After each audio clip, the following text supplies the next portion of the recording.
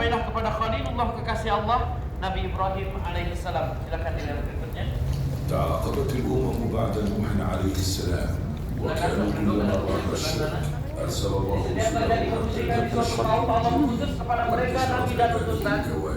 Nabi Ibrahim alaihissalam diutus oleh Allah kepada kaumnya saat itu mereka menyembah kepada berhala atau patung yang mereka ciptakan sendiri. Dimulai dengan berdakwah kepada ayahnya sebagai pembuat patung. Nabi Ibrahim datang berdakwah membawa bukti secara logika, secara akal. Patung tersebut didatangi satu persatu, diajaknya berbicara dan tidak ada satupun yang dapat berkata apa-apa. Kemudian hancurkanlah patung tersebut sehancur-hancurnya. Satu yang paling besar disisakan, ingin menyampaikan kepada mereka apa yang disembah dan dipinta tidak bisa memberikan manfaat ataupun madarat. Namun mengatur hal tersebut kaumnya marah dan puncak kemarahannya bersepakat membakar hidup-hidup Nabi Ibrahim alaihissalam. Akan tetapi Allah menyelamatkan Nabi Ibrahim dengan mukjizatnya, sekalipun berada dalam kobaran api tidak merasakan kepanasan.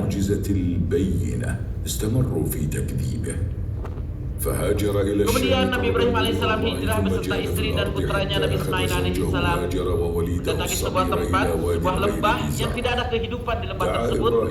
Akan tetapi keberkahan terus mengalir tak terhentikan. Keluarlah di tempat tersebut air Zam-Zam sampai saat ini tidak pernah habis. Ya Makkah Al-Mukarramah, itulah tempat di mana Allah memerintahkan Nabi Ibrahim alaihissalam beserta putranya Nabi Ismail untuk meninggikan Ka'bah Baitullah yang menjadi tempat beribadah setiap umat yang beriman kepada Allah. Kemudian Nabi Ibrahim alaihissalam juga dikenal dengan julukannya Abul Anbiya, bapaknya dari para nabi. Terlahirlah Nabi Yakub, Nabi Yusuf, Nabi Ayub, sampailah kepada Nabi Musa alaihissalam. Kita akan saksikan di layar berikutnya, silakan.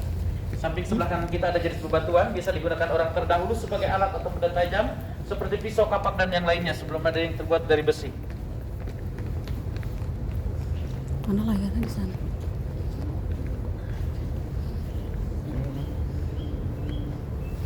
Dari generasi Nabi Ibrahim alaihissalam sampailah kita kepada Nabi Musa. Saat itu di Mesir ada raja yang zalim dan sombong, Fir'aun. Kezalimannya sering menyembelih dan membunuh bayi yang terlahir, juga mengambil ponakan wanita.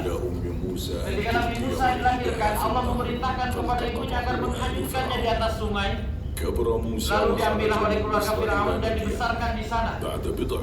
Setelah dewasa, Nabi Musa keluar ke Madian. Beberapa tahun kemudian kembali lagi ke Mesir. Perjalanan menuju Mesir, Nabi Musa melihat ada cahaya yang terang. Dari situlah Nabi Musa dikenal dengan Kalimullah, Nabi yang diajak berbicara oleh Allah.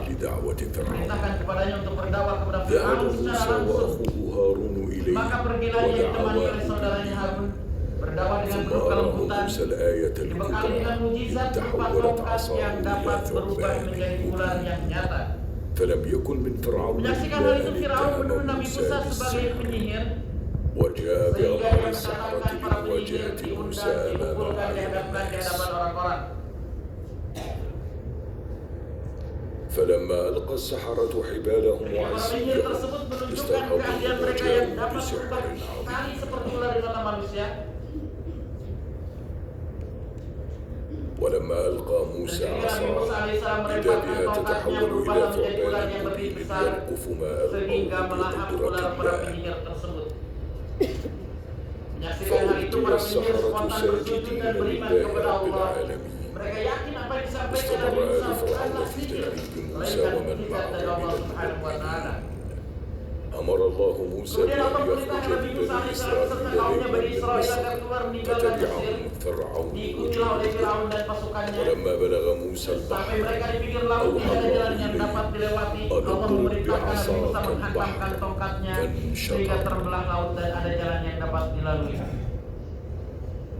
Maka lewatlah Nabi Musa alaihissalam beserta kaumnya Bani Israil dan selamatlah mereka semua. Fir'aun dan pasukannya mengikuti mereka.